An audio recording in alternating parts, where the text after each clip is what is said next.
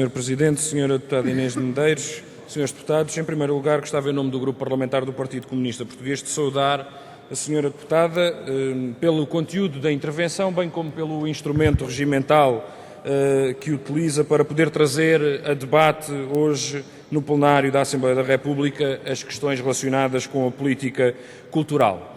É um facto que a cultura e que as políticas de cultura em Portugal, principalmente desde a assinatura do pacto de agressão que foi assinado entre o PS, PSD e CDS, o FMI, o Banco Central Europeu e a União Europeia, passou a ser uma espécie de adorno político que não encontra qualquer espécie de amparo na estrutura do governo, neste caso até com a obliteração do Ministério e a sua conversão numa Secretaria de Estado, e é igualmente verdade que isso é acompanhado também de uma extinção na prática de todo o edifício administrativo que deve, em Portugal, dinamizar a cultura, quer a programação cultural do Estado, quer o apoio às artes e à produção cinematográfica que o Estado deve apoiar junto das estruturas de criação artística.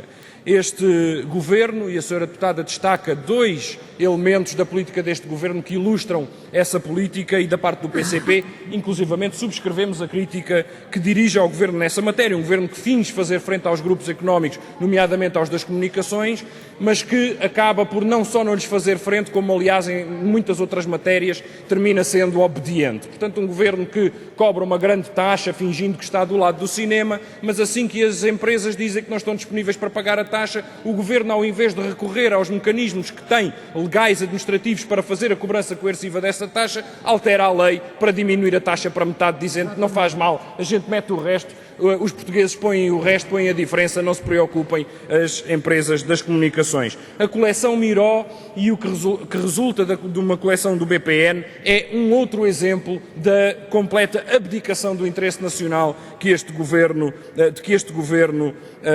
tem vindo a protagonizar.